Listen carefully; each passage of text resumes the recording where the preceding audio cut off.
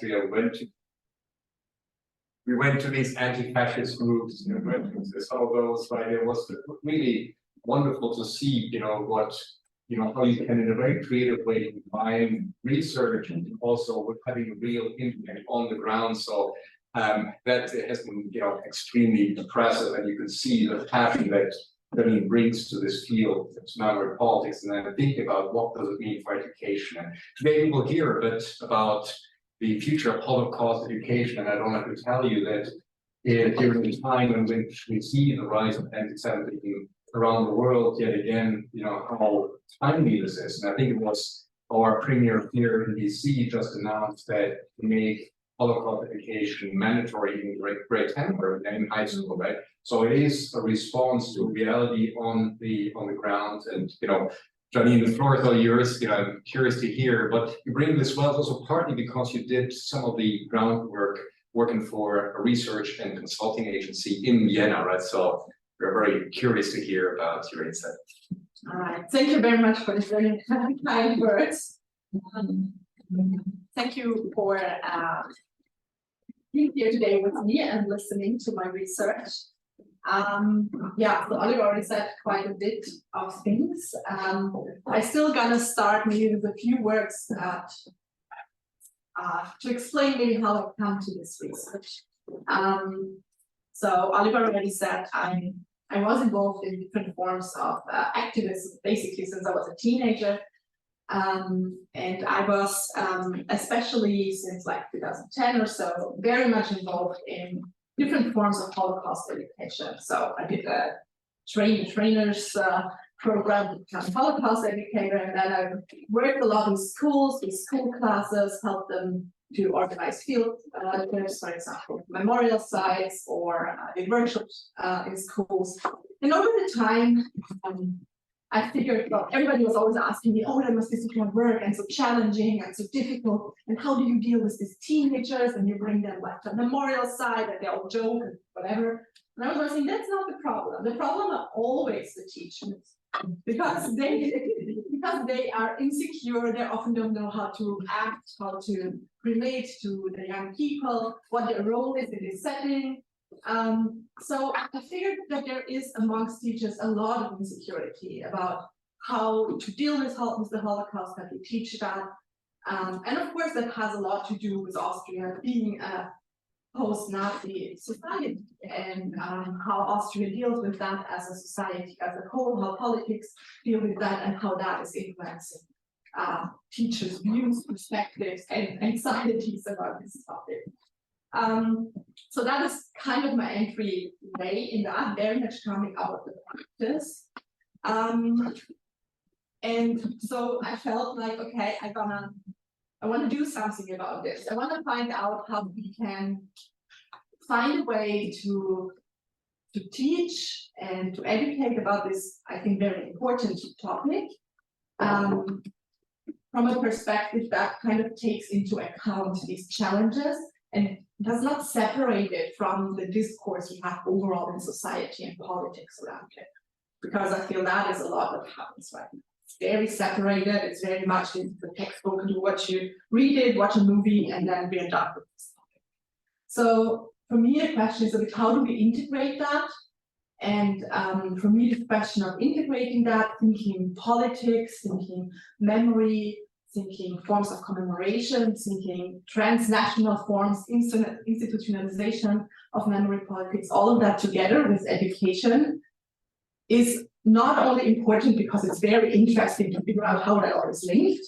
It is also important, I think, when we are talking about how Holocaust education can be important for future generations. We are at the point where there's almost no more survivors alive. So the key educational feature of inviting a survivor to the classroom is no longer available to teachers, or very, very rarely available to teachers. So that means either we kind of do not tackle it anymore, it becomes one part of history, or we find a way where it is still relevant. But for that, I think we have to like work a bit harder than just working. So this is kind of the idea. This is why I said future future-proofing Holocaust education. It's a big task. I'm not completely done with it. I still have quite a bit of fieldwork ahead of me. So this is kind of an in-between thingy. And I'm very much looking forward to any feedback, any comments you might have, because I hope it will strengthen my argument a little bit. All right. So, oh no, I cannot do that on my computer. Okay. So this is a little bit what I'm going to talk about. I'm going to talk about memory politics, and I'm going to talk about how a critical pedagogy approach, which is what I'm working with, might be helpful to understand that or to bring a new dimension to that. I'm going to talk a bit about teacher education and teachers' roles, and then I'm going to talk about the case studies that I'm doing. And I'm going to show you where I'm at with these case studies. As I said, you're not like completely finished yet, but there's some preliminary conclusions to draw from. Okay, this is okay. All right, so I'm going to start just with a brief historical overview. I'm sure a lot of you have learned about the Holocaust in some capacity at school or from movies. This is not something that is that has been always like that. So if we think back in the very beginnings, after the end of the Second World War in the 1940s and 1950s, it was actually pretty hard for survivors to get recognition for their experiences. So one of the first books that was published by Elie Wiesel, which is like a classic until today in high schools, it was published first in 1958. And Elie Wiesel had like a really hard time for about 10 years to find a publisher for this, because nobody felt it's important to tell these stories. Also, a lot of communities, including Jewish communities all over the world, were not like really welcoming to those who survived. So we had a lot of people who were actually displaced, didn't know where to go, didn't know what to do. They didn't want to go back to the villages that were burned down. So people did not really accept or were interested in their stories. So it was quite of a challenging situation, and it took quite some time and a lot of work and engagement, especially by survivors, to bring that on a political agenda. So this is, again, very related to political activism. It's not something that just happened by itself. Of course, in Israel, that was the first country that was open to that. So Yad Vashem, the memorial site and museum in Israel, was already open at the end of the 1950s. However, everywhere else in the world, it took way more time. You can see here a few things that were, I think, very important landmarks, like the Eichmann trial, which was in the 1960s, where the first time survivors actually spoke on public broadcast, especially radio, and the whole world listened to their stories. And it was kind of the first time where the whole world was like, oh, okay, something happened there, and maybe it's worth listening to that. Then also some landmarks were, of course, the movie Shoah in the 1980s, and in the 1990s, Schindler's List, which were landmarks in the sense that they brought the topic of Holocaust and the stories to a very, very wide audience. So especially with Schindler's List as a blockbuster by Spielberg in the 1990s, that was suddenly something everybody knew. And if I'm asking a classroom, which movies did you see about the Holocaust, Schindler's List is always in the top 3. So even, what is it, more than 30 years later. So this is kind of what made it accessible to the world. However, of course, the way this was made accessible to the world is also a very specific narrative, and it's a very specific way of telling that story, because of course in Schindler's List and in a lot of other movies, we are on the one side focused on survivors, we are focused on the righteous, those who helped, and not on the perpetrators, and we are focused on like a positive story with a positive outcome, while most stories did not end positive at all. So we have already here since the 1990s kind of a narrative, what we learn about the Holocaust, which always also means that there's a lot of parts that are excluded from that narrative and that we did not. So, and also the 1990s then at a time where the Holocaust memorialization becomes a global thing because of these global movies, topics, discussions. So suddenly it becomes very institutionalized.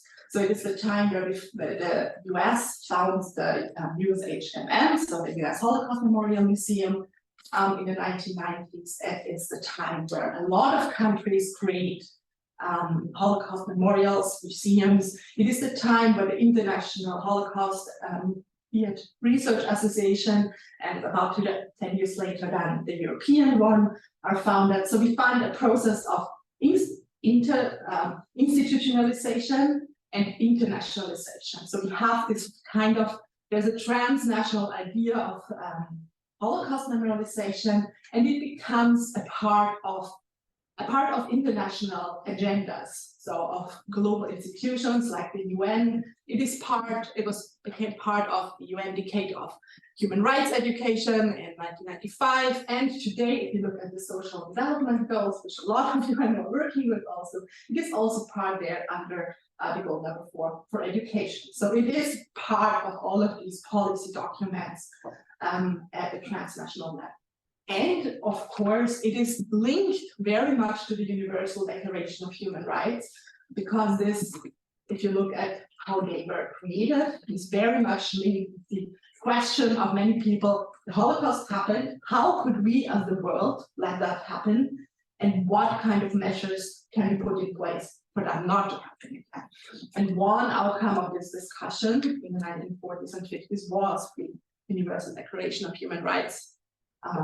So it is kind of, even though there were discussions before and all of that, but still you cannot deny that there is a clear link between these things. All right. So, okay, but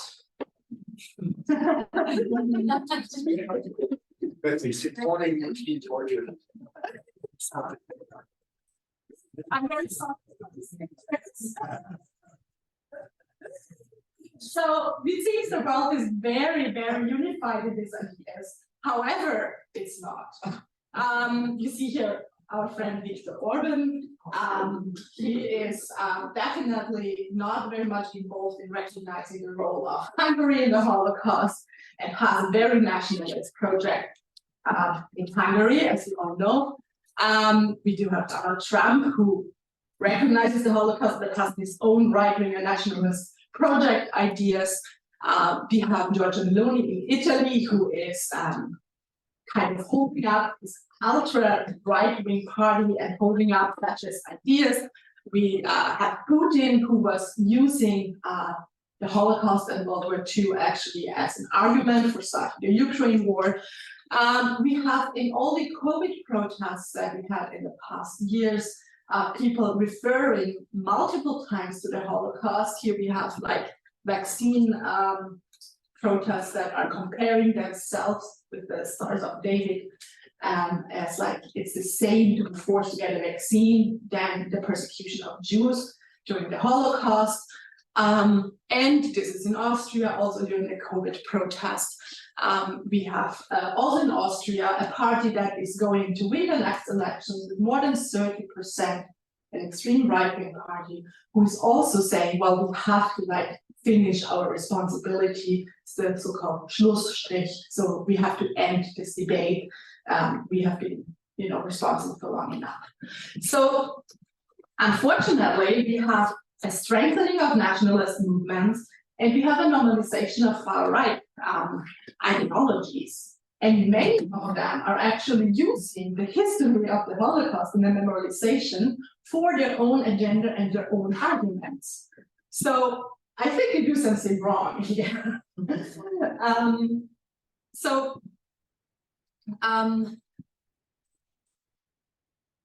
question is, if the world is on fire, can Holocaust education save us? So, and this is something that actually a lot of politicians and also a lot of scholars would say so. So if we discuss all these right-wing movements, nationalist ideas, we very often, like an expert panel, and there's 10 people speaking, and everyone is analyzing this. And in the end, it's always this last round where we ask, like, well, what should we do about it? And basically, people say, like, well, we need more education. You know, we have to educate the young about what could happen. We have to tell them about the Holocaust. We have to tell them about genocide. So we have to educate. And then something in the closing words is like, never again, and we don't want this anymore. And that's where it ends. Unfortunately, these are very nice phrases, but they never go beyond that. So I feel if we want to have any shot of like bringing this form of education together with actually changing something in the world, it will require us to dig a little bit deeper than ever. So this is just two examples of this never again ideas. We had like a search of anti-Semitism and racism in Germany before the pandemic even, and the solution was Germany mandates a law that everyone in secondary school, like in high school, has to visit a memorial site of concentration camp. That is the solution. On the other side, we get an public outcry kind of every year, every 2 years, because there is new studies that tell us that students do not know enough about the Holocaust. So somehow these things are not fitting very well together, because there is this desire to solve the issues with education, but on the other hand, it does not seem to stick with the students, and it also does not seem to actually change anything. So I feel that's a bit of a problem, because we invest a lot of energy and time in these programs. So we should find ways to make them work. And of course, that's a generalization, and there's lots of different programs with fantastic work. So I don't want to diminish that. All right. So I want to go back a step and think a little bit more about how this idea of Holocaust commemoration, of education, is actually linked to memory politics, and to the idea of like, what do we want to remember? How do we want to remember? What is important for a country, for a nation, or for the global world or transnational entities? What is important for us, and what do we leave out, and why? So to understand that, I think it is very important to go to a point where we understand memory not as an individual thing, but as a political. And in that term, I'm talking about collective memory here, and being Halbwachs. Anyone is into that? So the idea is that collective memory is a socio-political construct. So it is not authentic, it is not individual, it's not about what I remember about my past. It is part of, it is embedded in a political discourse. It is embedded in a society, and what this society thinks is acceptable to memorialize and what not. So, and in that platform, it is always a selected version of the past that we remember. Why do we do that? Because with this clear selection of what to remember or not, we can do politics, because it always serves a purpose. So what we as a group here remember about, I don't know, the history of Center for Global Studies, and who we remember or not, serves a purpose. It serves the purpose of this social group here to say, like, we are great, we are better than others, and some memories of maybe situations that were not so great and where people were fighting, we kind of do not put in our legacy documents. And this is kind of the same thing that states do it. So they would select a part of memory that are actually serving their agenda, and in that form, their national identity building. And that is what Orban and so on, all the nice people I showed you before, of course, are also doing. So it is about defining identity, defining national identity, And also, it is a question of like materializing this memory to strengthen this identity. So this is why we have rituals, why we have days of remembrance, why we have museums and memorials and commemorations, and come together and think about it and listen to the stories and narratives about the past to actually reinforce this idea of our memory as a social political construct. So this is the first thing that I think is important to keep in mind. The second thing that I think is important to keep in mind is that memory today is not a national project anymore, and especially not memory about the Holocaust. So while we are often thinking about Holocaust memorization as something, well, this is how the Germans are doing it, the French are doing it, the Hungarians are doing it. Yes, of course, all of them have their individual history, and of course, that means there are points of connection. However, at least since the 1990s, since Schindler's List, there is no such a thing as just national memory. So because we do have a meta-narrative that is shown to us in movies, in on the internet, in TikTok videos, and all different media all the time, that is kind of becoming a meta-narrative. It's a meta-narrative that is globalized.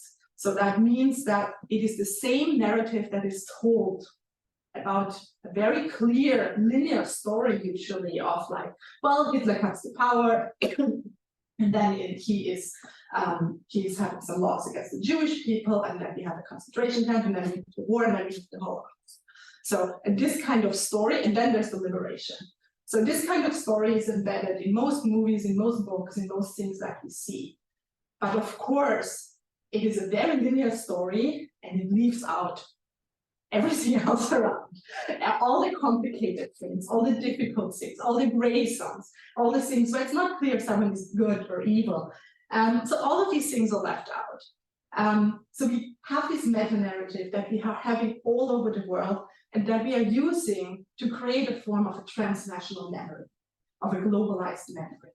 So, and this transnational globalized memory is very, very strong because of mass media, because all of us are seeing that again. And you see the references to it, yeah? You see the pictures of the gate of Auschwitz, you see the train, you see, there's like all this image that immediately calls up this narrative. And that is, of course, something that then is kind of mirrored back to the national. So what happens is that the national leaders kind of use these transnational ideas and use it for their own agendas. So they kind of import it to their national discourses and national ideas. They pick what they need of it and merge it with their national ideas. So it is very absurd and a bit complicated, but unfortunately, if we want to change this very easy storytelling, I think we have to go a bit into these complications. And one of these is really that it can be at the same time a transnational memory and transnational meta-narrative and a nationalist agenda in a country. And that this can happen at the same time and actually fit together. And of course, what that means for education is that we have to figure out how to deal with this. Most education is not only, but is dealing with this meta-narrative and completely negating the complexities of how this is interlinked with national memory.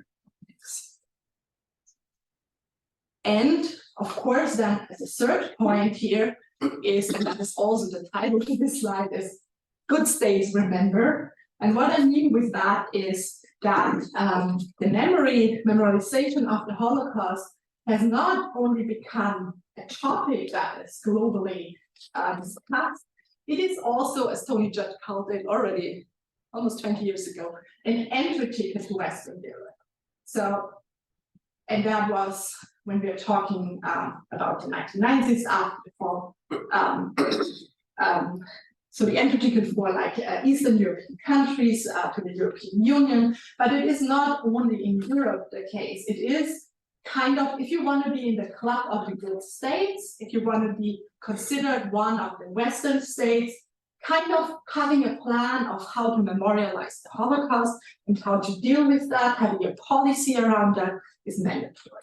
So it is kind of a marker for being part of the Western world.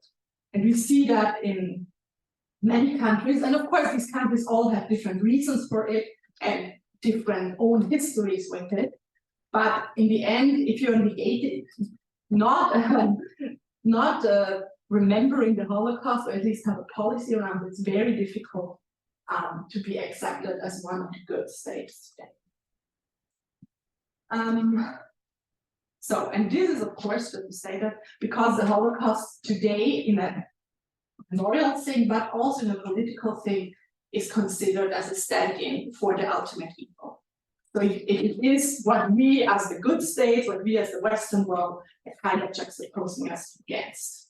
So it is the ultimate evil, so we want to be at the good side. Okay, so coming from this, of course, the question is, what do we do with education? So what is the right way to remember and educate? What I tried to show you until now is it is very, very complicated.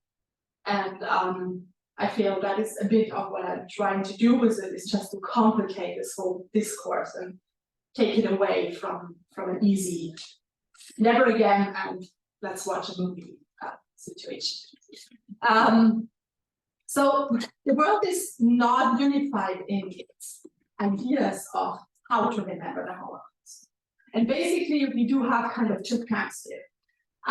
So we have the one camp where people are saying, well, the Holocaust is a unique historical event, it's unprecedented in history, and the industrial character of mass murder of a specific group labeled as a race. So this would be one definition of the Holocaust, and that means for education that it is very important to understand the context and historical details.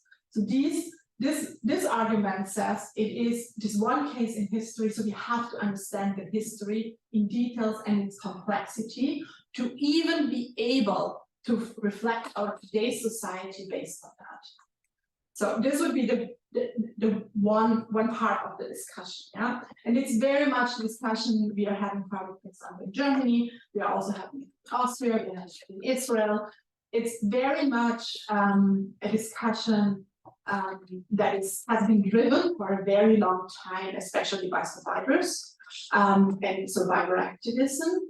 And that is also why I think it's very important to have that, because it is not coming from someone detached to what happened. The second kind of group of people is saying, well, the Holocaust is a formative event of the 20th century. It's a stand-in for evil, so it is important. You cannot go around it, and it has a universal moral relevance, and is as that the cultural symbol of evil. For these people, it means it's not so much about learning about the historical details and complexities. It is more about using the Holocaust as an example for learning about ethics.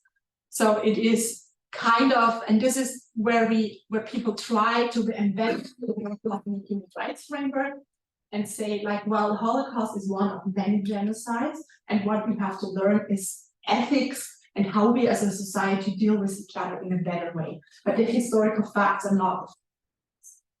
So, and this is kind of the approach we have, for example, in Canada or in North America in general. And we have that, I would say, more and more globally. So I would say we can see a shift towards this more human rights-driven approaches.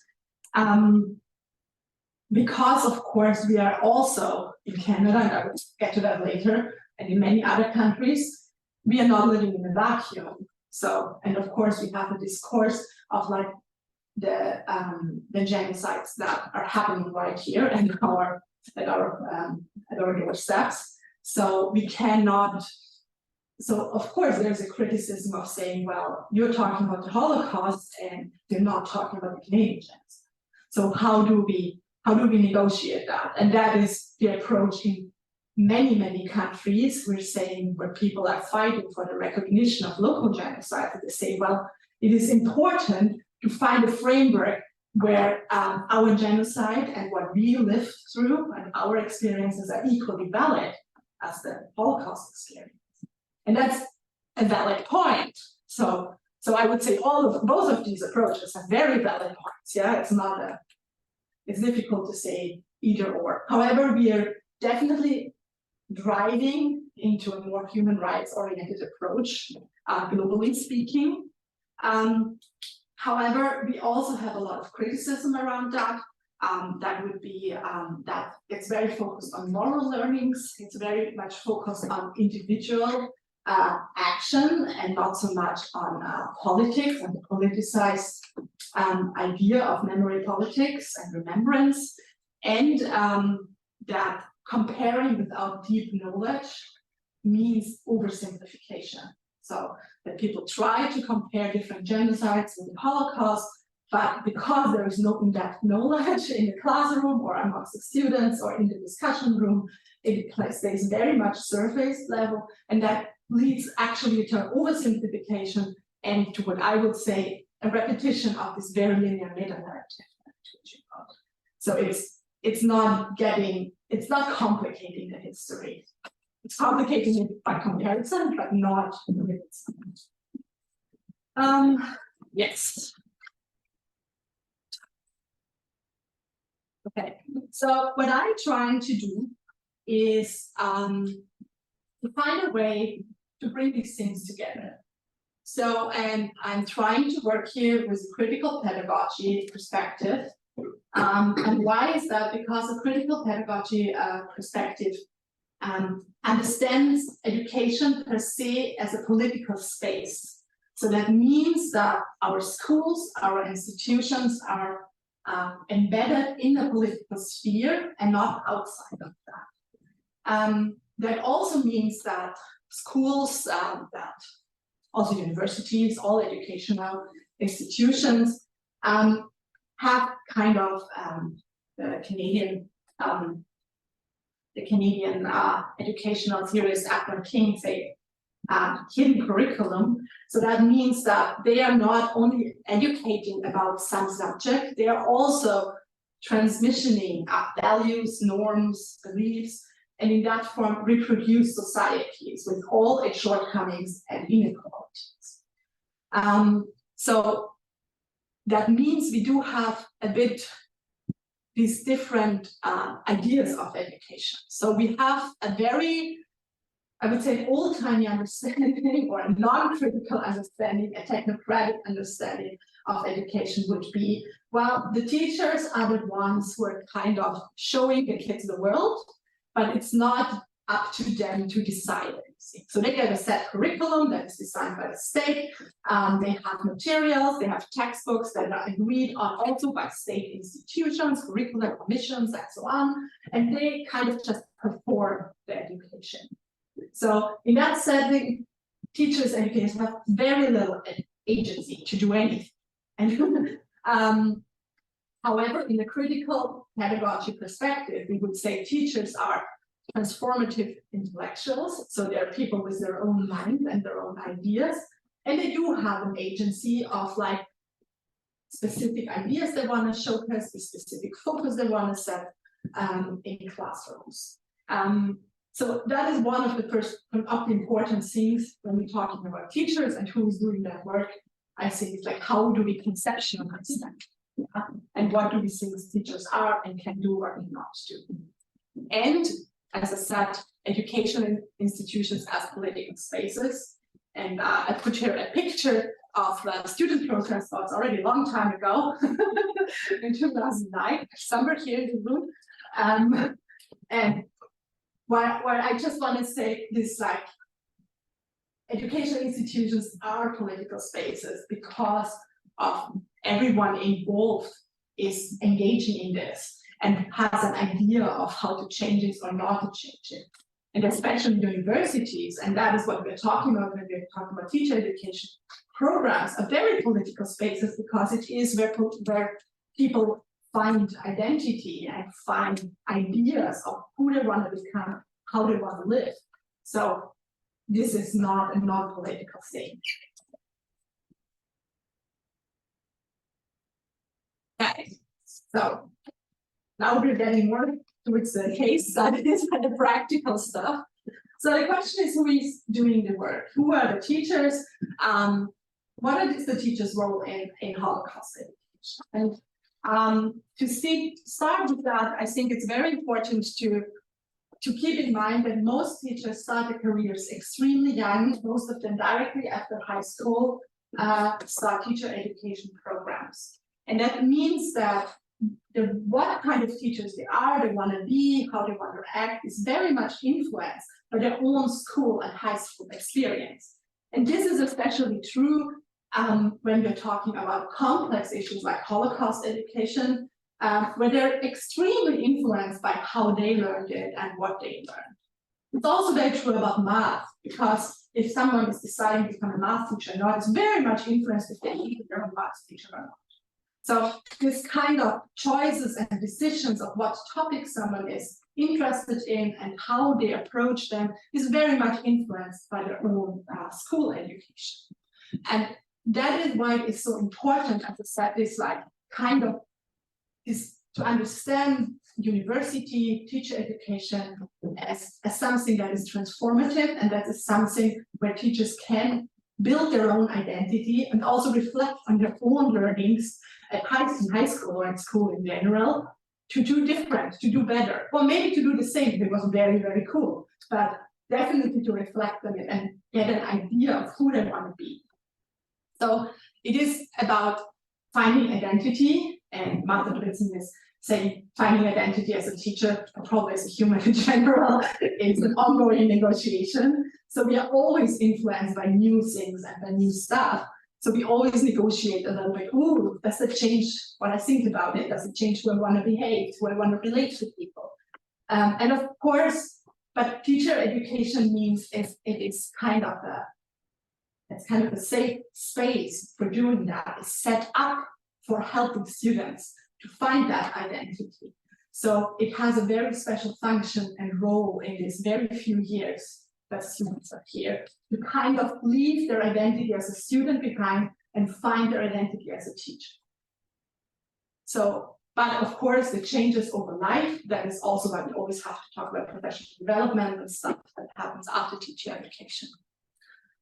In a critical pedagogy perspective, we want our teachers to transform towards activists, which means people who actually do not kind of separate their education from the political, but integrate it and actually have an opinion about things, and go away from an idea of neutral teachers who do not have any agendas or any agency.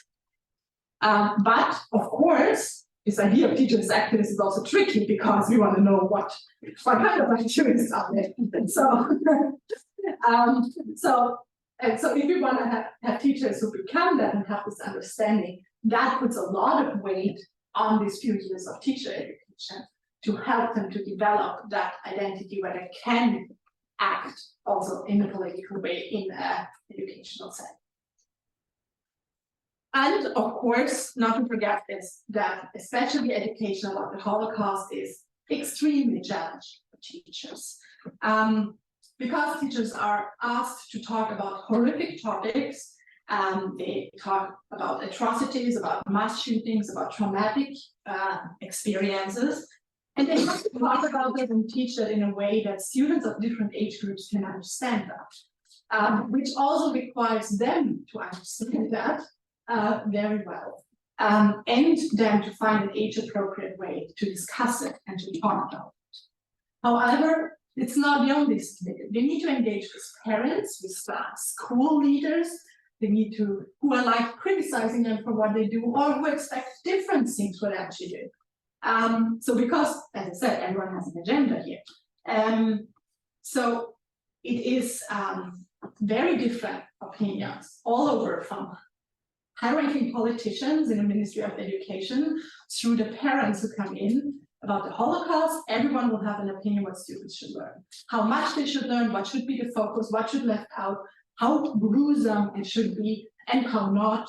And so what pictures to show, what pictures not to show, everyone has an opinion. And of course, what should be the outcome of this. Also, everyone has an opinion.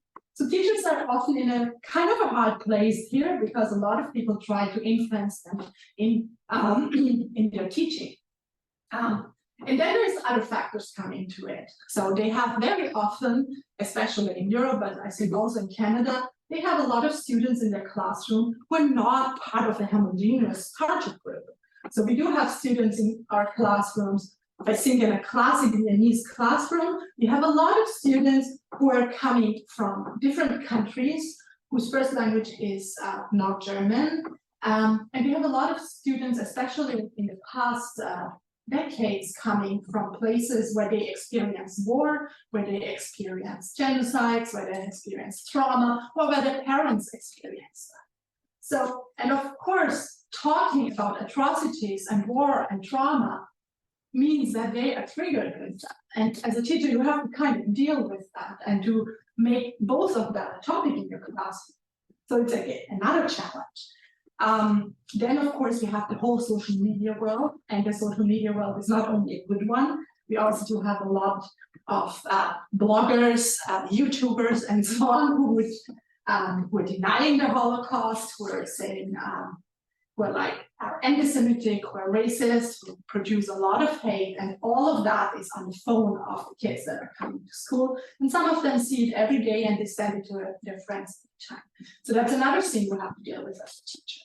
And then, of course, there is all the contemporary discussions about politics, and we experienced that very much in these past months, more than months now, 6 weeks, I think, since October 7th, where suddenly everyone is like, well, the teachers should talk to the kids about this. They should help the kids to understand what is happening in Israel and Gaza. And it's like, how should the teachers do that? I mean, they're not an expert in Middle Eastern politics. How, you know? So, and then some institutions like kind of made like 1 hour workshops online for teachers where they could zoom in and then learn everything about how to do that in class. So that's another challenge. And that all, of course, comes on top of, we have extreme teacher shortage everywhere in the Western world. We have people who are overworked. We have teachers who are not teaching their fields because they're understaffed. And then we have like all these discussions, especially in North America, of book banning, of like a general distrust in teachers, of like people who are monitoring them. So it is not a nice environment to teach about the Holocaust. So I feel that's also something you have to keep in mind. All right, so the last little bit, I'm going to talk a bit about my case studies. So this is just a little bit of a chart to see what kind of methodology I'm working with. So my question is, like, in all of this mess, these complicated things that I kind of try to explain, how can teacher education programs make a difference? How can they help teachers, educators to do a good job in educating about the Holocaust? So this is a bit the methodology that I'm following. So I'm doing case studies. One case study is here at UVIC. One case study is at the university in southern Austria. And I'm doing these case studies because as I was talking before, I think it's very important to connect this educational discussion with the political environment, or the environment of memory politics it is embedded in. And I think that is why it's important to like actually focus on one place and look into how is that related and influencing the educational part here, the curriculum. All right, so 2 case studies. So this is I'm talking about the case study at UVIC here, Jewish cemetery. And what it shows us is that Victoria, the place where this case study is housed, has a Jewish history of hundreds of years with people being buried there, and it has a history of people commemorating the Holocaust. So we do have different projects dealing with that, especially here in UVIC, of course. And we do have a history of Jewish people living here. So it is something that is kind of connected. However, it's not the only thing that is happening here. And this is the leftovers of the James Cook statue in the harbor in Victoria that was destroyed 2 years ago now, 1.5, I don't know. So Victoria and the university is of course also engaging very much in its own past, and it's engaging very much with genocide that happened in Canada. So we cannot kind of talk about Holocaust and memorization without kind of realizing that there is another discussion going on very much here at the same time. This is Austria. There is no Hitler coming to Austria in March 38. Where he is greeted by the masses and very much welcomed in annexing Austria. However, this is a monument of partisan resistance in the south of Austria, and that is where the university I'm talking about is located. So there is also another part of that history, and that is resistance, and it is a Slovenian-speaking, a Slavic minority in the country that was persecuted, and that is left out. But it's very important for the context of the university in Southern Austria. So because it's an actual topic that is going on until today. So it's kind of, you cannot talk about one thing and leaving out what is happening. All right, so a quick browse through Canada's Holocaust history. Canada is has a very specific role in talking about the Holocaust, and that is because Canada was always considered the land of the hope. It's the land where everyone hoped to go to, where every refugee wanted to be, because Canada was seen as a rich, prosperous, good country. Yeah, and it is even like, if you ever have the chance to visit the Auschwitz Memorial in Poland, the warehouses where all the belongings of the Jewish people were brought to and stored were called Canada by the prisoners, because it is the place of the hope where all the belongings and all the things they might need for survival would be. So, however, Canada refused, as most other countries, to take on Jewish refugees. Canada also has its own history, especially here. We have a project here with Japanese internment camps. There has also been German prisoner of war camps. So these are topics that are just slowly are even researched and discussed. And also after the Holocaust, Canada was kind of reluctant to take survivors to live in Canada, and also Jewish communities who have been established here were kind of critical of that coming. And all of the discourse led in the 1970s, especially to an incredible surge, especially in Eastern Canada, of antisemitism, including violence against synagogues, houses, and people. However, again, due to mass media and representations in the 1960s and 70s, it became a topic. And another thing is, since the 1970s, Canada is understanding itself as a multicultural state, which means that the histories of different peoples have to be represented, including the Jewish people. And that also made it relevant for education. So at the same time, Canada has to deal, of course, with another history. And I think it's a very good example to look at the Museum for Human Rights in Winnipeg and the discussions around that, because there was this museum set up, and one of the main permanent exhibitions, or the main permanent exhibition, is about the Holocaust. However, the museum itself was like built on the sacred site of the First Nations there. The museum itself did not include, at least what you can learn from the discipline around it, did not include the voices of the First Nations. And there was, of course, a huge discussion of like how much space in that museum should be dedicated to the Holocaust and how much to Canadian history and how much to other genocides. So we are here kind of on the one side, of course, because of the Canadian genocide, but also because of the many people from different countries and backgrounds living in Canada. There's a lot of ideas of like what should be represented in the museum like that. So we are kind of in a constant form of negotiation, and we are also, unfortunately, sometimes in political discussions in a place of competition. And that, of course, triggers a very negative spiral, I would say.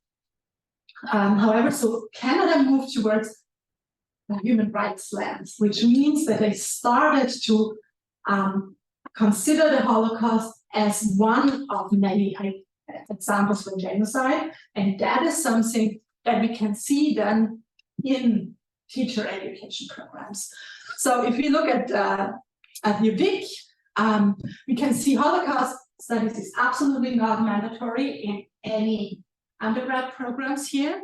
That would lead to a teaching program. So if I want to become a history teacher, I need to have some history courses, but if they're in the Middle Ages or about anything today or about the Holocaust, it doesn't matter at all.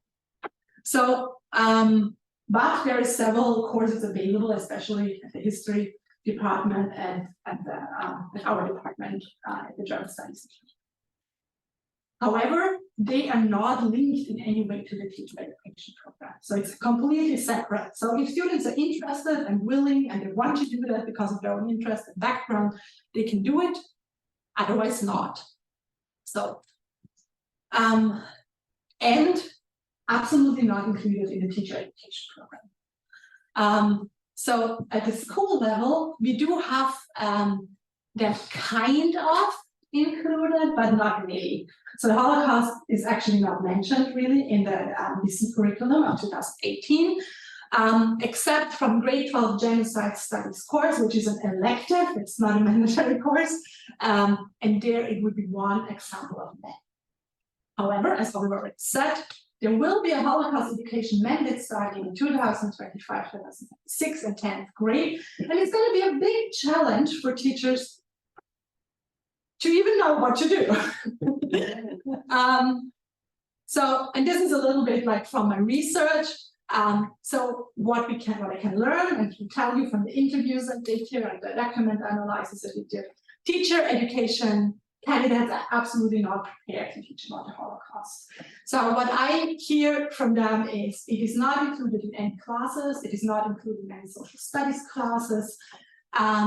So some of them, usually because they have a personal background or interest, do some electives and maybe take a course in history in it. And some people, especially at places where you don't think about theater education, they include talking about the Holocaust. But at the same time, while that's really cool that they do that, they have absolutely no background. They don't know the history of the Holocaust, they've never learned it. So they kind of try to integrate it in the program, but they're actually not really qualified to do it as teacher educators. So their only motivation is a previous learning experience, like they have a fantastic high school teacher or they have a family background in Europe. And they all have no idea where to find materials and resources. If I tell them there is like Holocaust centers, Holocaust education centers, and where you can download class plans and everything, they're like, oh, I didn't know. So that is a little bit troubling. All right. Another case would be in Austria, a little bit at the end of my time here. So Austria has completely different thing. It's a perpetrator state. However, Austria is negating its responsibility for being for the Holocaust for many, many years and considering themselves as a victim up to the 1990s, I would say. Some until the 2000s. So it's a very long and persistent idea of like, oh, we were just victims, we couldn't do anything. The bad Germans came and took over. So it started only in the 1980s that Austria even started to discuss its own responsibility. is the Waldheim affair. I will not go into that. A former SA officer became president of Austria, not a very pleasant hour of Austria's politics. And we have, like, as everywhere in Europe, we have a long discussion of, like, we should show the people, the kids, especially in the 1990s, the horrors, which meant shock didactics. We show them pictures of horrible bodies of dead people and show them, don't do that, you know? Didn't work so much. But today there is actually a movement towards a more critical engagement and to discuss history and memorization today. But as you can see in this picture from 2019, there were survivors that were posters of survivors, like on one of the main streets in Vienna, and they were destroyed overnight. So anti-Semitism is a very real ongoing problem. And what I'm talking about here is part of the Holocaust that it's not very present, not very recognized, and that is when we are talking about the borderlands between Austria and Slovenia, and where we do have a completely different history. Where we have a history of partisan resistance movements, and where we do have a history of anti-Slavic racism, where Slovenians, Slavic people, Slovenian-speaking people were persecuted during the Holocaust and are marginalized until today. Their stories are untold until today. So it's still an ongoing political struggle to bring that in the center of politics. If you look at the education part, we do have, for history teachers, we do not have social studies teachers, we have history teachers. So for history teachers, they kind of have mandatory courses that could deal with the Holocaust. So there's no course that is special about it, but we do have mandatory courses that are usually lectures about recent history, Austrian history, and economic and social history. And all of that usually have like 1 or 2 lectures that are about the Holocaust. So there is some mandatory learning. But Austria has a lot of, Austria's universities have a lot of electives in that field, including excursions, specializations for the thesis, and so on and so on. Compared to that is also that it is way more dominant at schools. So we have in the 4th year of secondary school, that would be grade 8 here, we do have 4 out of 9 modules in history class. So almost half of the year is dominated by the history of the Holocaust. And in year 7, which would be grade 11, yeah, grade 11, it's 1 out of 2 topics in that year. So it has a big chunk in the education. So, and compared to what we have in the preparation, then it's not so much. And what we additionally have is a Grundsatzerlass, which means it's a basic law that means that all fields of education should include the Holocaust. So if you're in geography, if you're teaching German, if you're teaching English, so the idea is that every class could or should include that. However, when I'm talking, and I did way less interviews in Austria so far, so it's a bit more, it's less dense. So what we know is that teachers' education programs and history courses at the university are completely separate. We have the teacher education program that is telling you how to teach history, but has no relation to any content. And we do have courses and lectures at the university where people might learn and study some parts of history, but it's absolutely not connected to how to teach them. So we have a complete distinction here. And of course, teachers do not have to learn everything, so they can select which courses they take, and kind of the rest of the history you should learn on. So that is kind of comparable to so this includes even an institutional separation. So we do have universities of teacher education that collaborate with academic research universities. So the teacher education universities do all the pedagogical stuff, and then they actually go to another university, the academic research university, and take courses in history. So this is not even in the same building. It's not even, and that means also that the teacher educators, the instructors, the professors do not talk to each other. They do not have a shared conference room or a coffee place where they meet and can chat. So it is completely separated. However, we do have some individual initiatives who try to do better. I had an interview with someone who is really working very hard at changing the teacher education curriculum, and who's like setting up new plans and inviting people to working groups.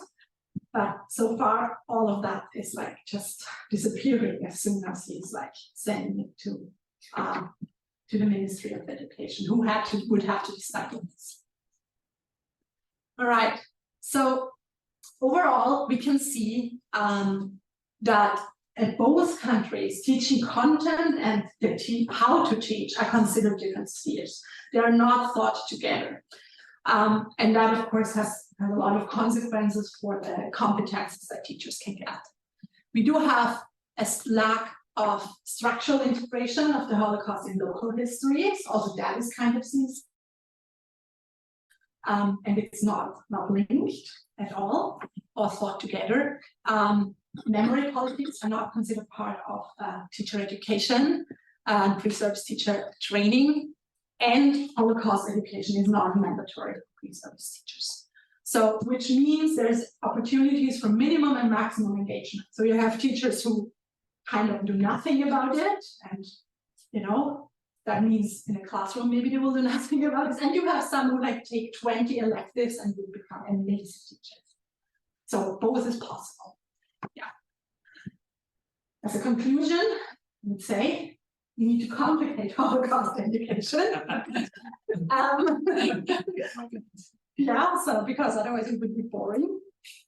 So the one side, that means on the level of educational politics, where the decisions for curricula are made, is that memory politics and Holocaust education curricula have to be considered interwoven and thought together.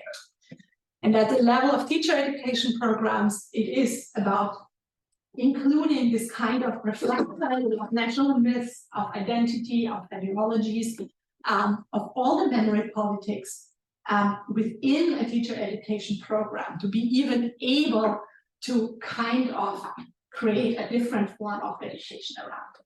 So that, I think, is the prerequisite. It is also important to have a continuing education, not only for the teachers, but also for instructors and professors who are doing the teacher education. I think that we have to change our learning goals to go beyond never again. I think that's it's like nothing. It's like nothing and everything. So it has to be about critical thinking, ethical frameworks, historical knowledge, critical engagement with politics and national identity formation. And I think if you want to ensure that Holocaust education stays relevant to today's society and to the future society, so the kids that we're teaching, it has to be relevant to them in the sense that it has to integrate local histories and complex histories as well. All right. Thank you very much. I'm very sorry.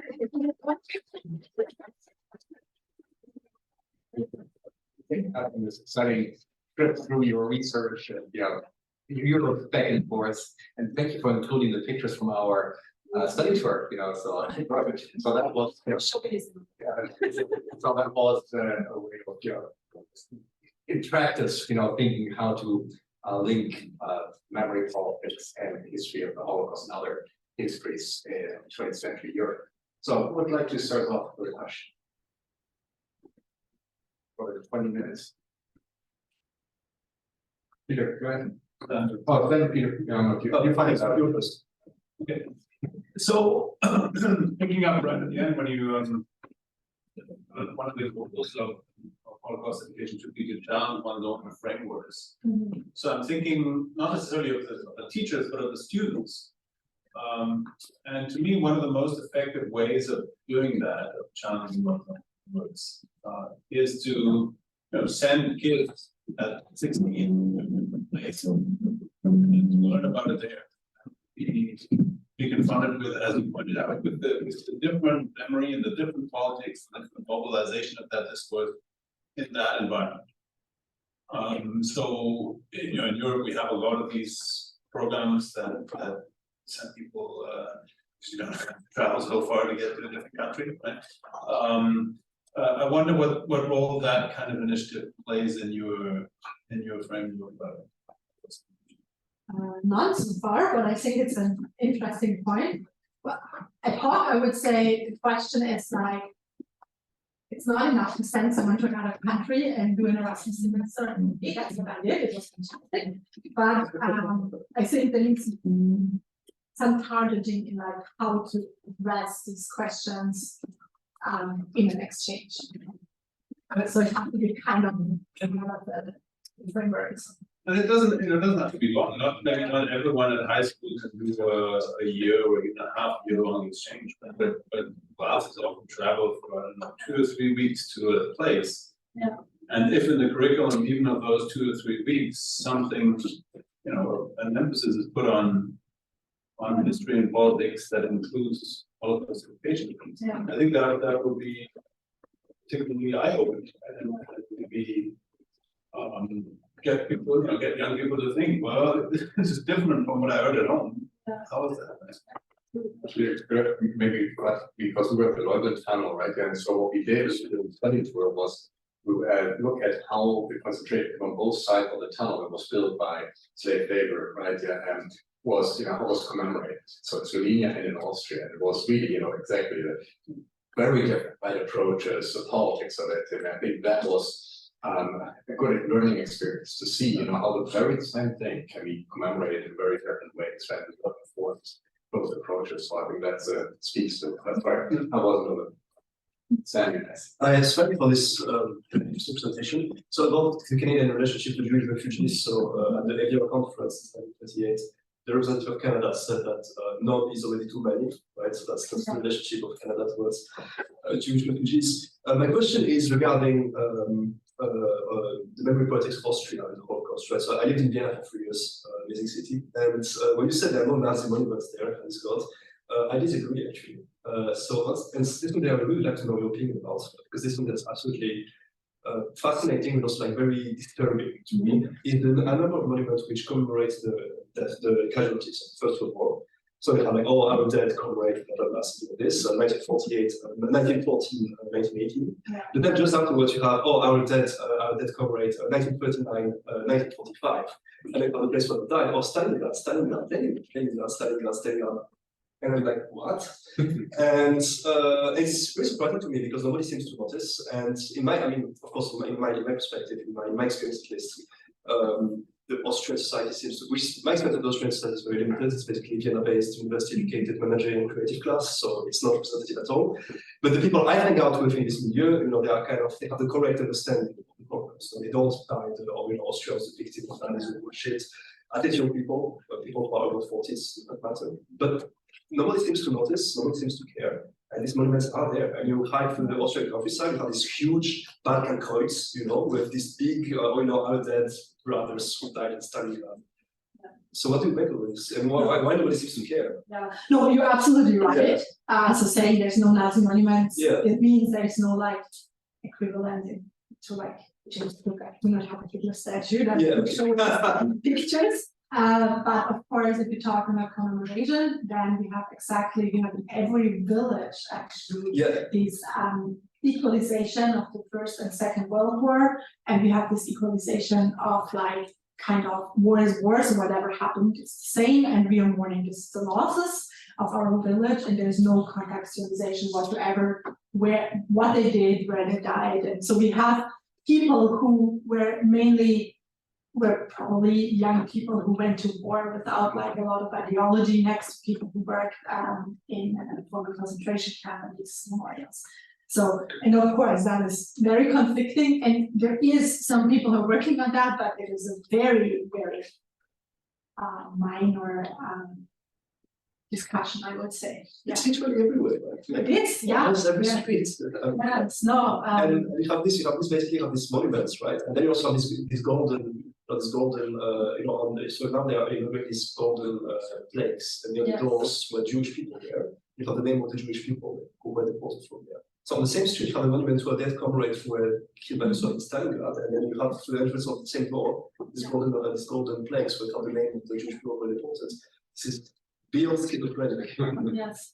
No, it is because, and it works because of that victim myth.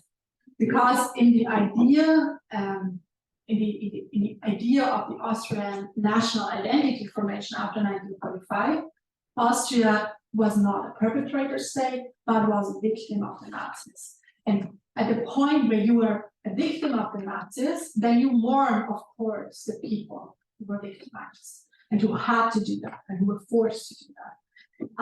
That, of course, happens at the same time as the former soldiers, and especially people who were involved in the SS and the SA, are like glorifying their days as soldiers in these things and have like huge commemorations and huge monuments. And yeah, I spent about 5 years protesting one of these commemorations. So you know, it is all at the same time. So because you can be a victim and you can be a wonderful soldier at the same time. So, and this is to be remembered and this is to be mourned. And it is very complex and complicated at the point. It worked very well until the 1980s, because even Kurt Waldheim, who became the president, he was before a UN General Secretary at this time too. So Kurt Waldheim, he decided to become president. So he was running for election. And during the election campaign, people figured out, oh, he was actually not a normal soldier. He was actually a member of the SA and an officer. And he was maybe responsible for quite a few problematic actions in Bosnia, yeah? Or whatever, in Southern Europe. So people figured that out, yeah? And suddenly the question was like, well, can soldiers who had to be, because we were victims, so they had to do that, but who also are here and saying that they're good, have been good soldiers, and did it made responsible? And that is a very complicated thing, because at the same time there were all grandparents and dads and mothers, and so it becomes an intergenerational question where people have to like understand that their grandparents are maybe, you know, not only the nice grandpa, but also maybe they did something that is not so nice, and you have to reconcile that. So it led to a very complicated discussion, a lot of negation of that, and it took a long time. And I think it is only now that we are actually having these discourses more intensely, because this generation is mostly not alive. So maybe before coffee, I can tell you that this was very similar to that debate in Germany. One little party on the one side and the bad Nazis, right? They can make this distinction. That's Belgian president. So thank you. I was very excited when you mentioned, you know, democracy and moral politics and Holocaust education, how this might be, and you know, how tied it is into each other. However, even, you know, like thinking about comparisons between Canada, Austria, and Germany, the issue that even in Germany, Holocaust education might be pretty advanced, I guess, because we had all those amazing programs that Germany went through. There's so much, you know, so many modern also approaches to teaching Holocaust education, and we still have a society that now drives towards the right wing.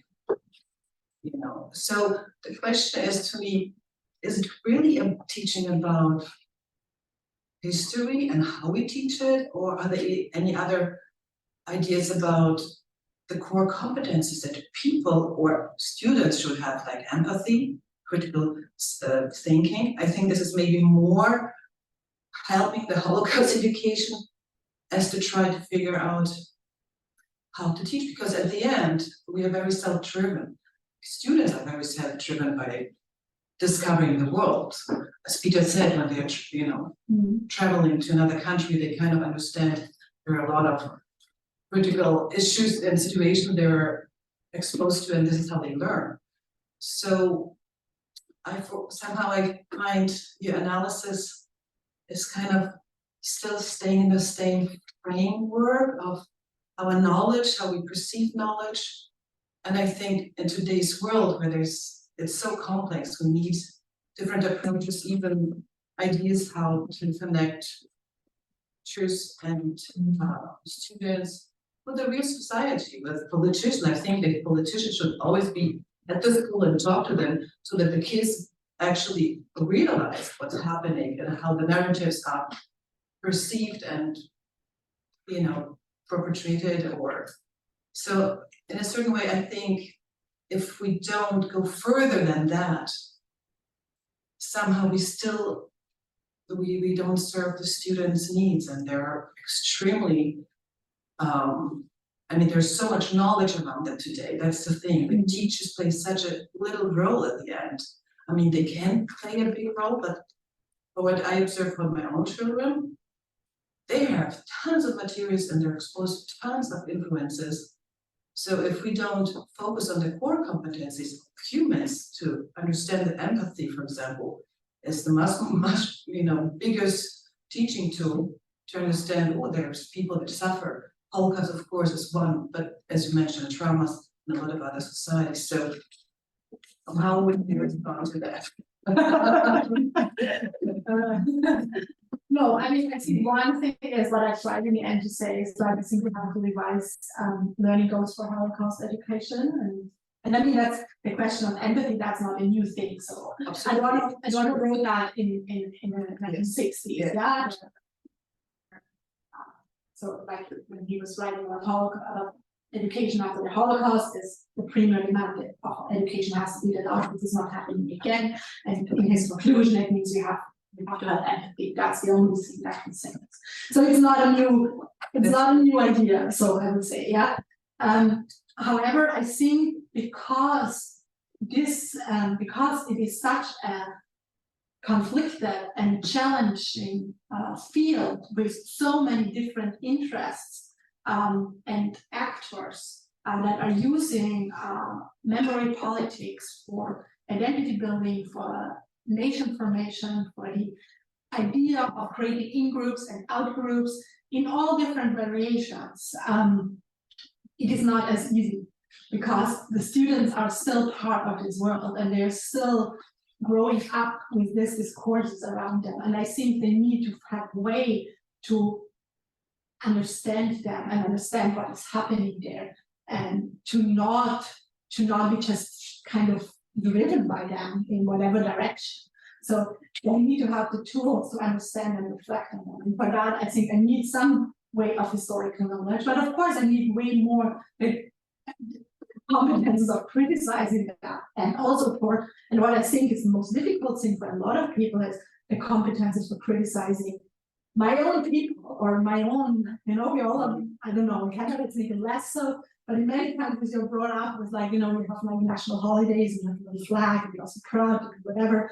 And but it is one of the core things, I think, to actually be able to criticize and understand and challenge what is happening in this memory politics and national identity formation is to learn the competence to criticize that and to be okay with people saying that this is wrong, you can do that as a good Austrian, And I mean, I had it my whole life.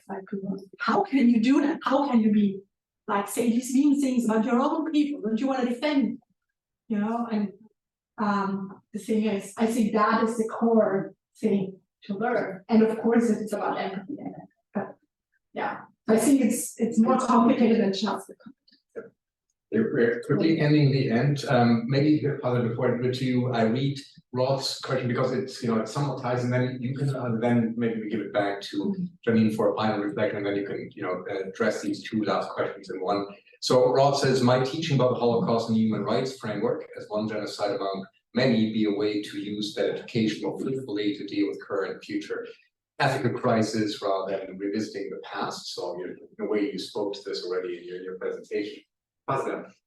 I was wondering, when you were carrying out your interviews, I wonder if you brought up the idea of teachers being like activists, and how do they relate to that? Because I would assume that not everybody who wants to be a teacher might want to be an activist and like find themselves in the framework that you presented. So I was wondering what type of reactions did you get, if you get any, during your interviews? Well, I did narrative interviews, so I did not like ask specific questions. So that's more kind of sharing kind of ideas around the prompt. So interviews are very different directions. But what I would say is, so that one of the key discourses is always about their self-understanding of a teacher and how they realize what is their trajectory to becoming a teacher, what is their idea of becoming a teacher, who they want to be as a teacher, what is influencing them on this path.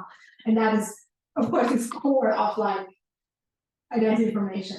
And I think it is very, very diverse. So, and I think those who are talking to me, they're already some kind of active, because they make the active decision to answer to a call of like some weird person at this university who says, I want to talk to teacher education candidates about their ideas of Holocaust education.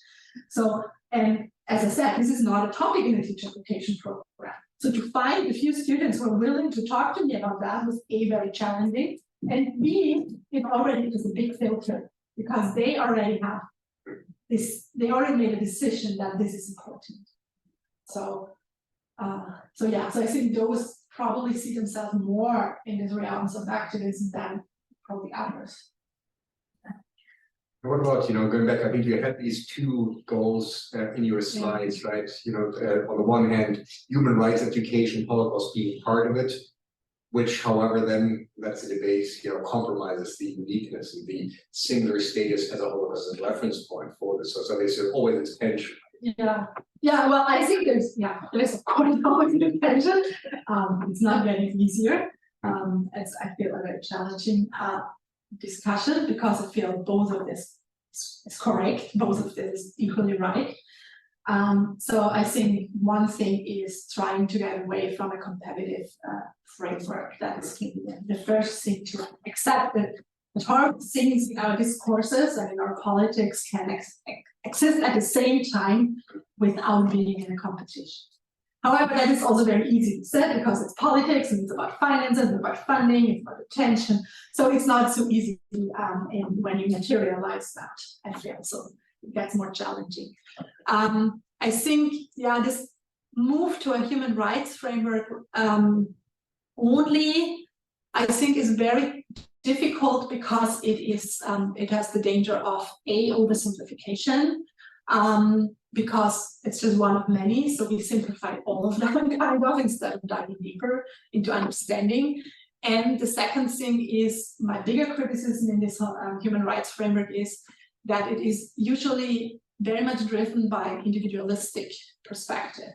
So by the idea that you as an individual have to make a difference, you as an individual have to be better, have to be a better citizen to prevent all of that. And I think that is lacking exactly this whole political dimension of memory politics and that.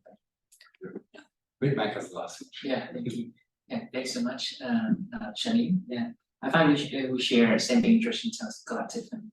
Yeah. And your work really made me recall the work of Anderson. The Imagine Community is all about political. It is. I have two questions. First, about the methodology. Although I know that you take full use advantage of the your home country and empirical side, but how do you justify your selection of the empirical settings? Did you go for theoretical sampling or purposeful sampling, and why? So it was purposeful, and the idea of that is that to have countries who have a very different historical background. So you have Austria as a perpetrator country who has the history of having a lot of people who are perpetrators, and you have Canada that is a country that were were part of the Allied forces. And what I also try to do is to not use the most obvious example, which would have been Germany and the US. So like to look to kind of go away from these like big topics that are discussed very often and quite more often, and to go to like less described and less research cases. I'm asking that question because you do the comparative study, so I think with the comparative period, it's gonna kind of interesting to see whether you assume that these different contexts gonna have different result, but you actually found a similarity, or it goes to the other way. But also that's was my question: why you didn't choose the US or German? Yeah, you could expand that for other countries and places, obviously. Yeah, I mean, I'm not done with the case studies, so it's a preliminary results. But what I find is that there's more similarities than I thought, and I think that is very much speaking to what I discussed in the beginning. This idea that memory politics are more almost transnational and so globally formed nowadays, that also what we do in education is very much influenced by these transnational institutions and how they understand Holocaust education, and that this has a direct effect on the programs and the curricula. And here we can see that they have the same shortcomings. Could be the last question. I'm just the last comment. One thing is that people can know about Holocaust and still not think democratically. That's another issue that is. That might be a very philosophical discussion. But I think, let me bring this to a close, and I think Janine has showed us what we, be good at, make things more complicated and complex, which prevents us from having simple solutions. But I think there is a virtue in this. Thank you for taking us through this, thinking through the implications here, and it definitely touched a lot on my own personal education and socialization along those lines. So thank you, and good luck with your PhD.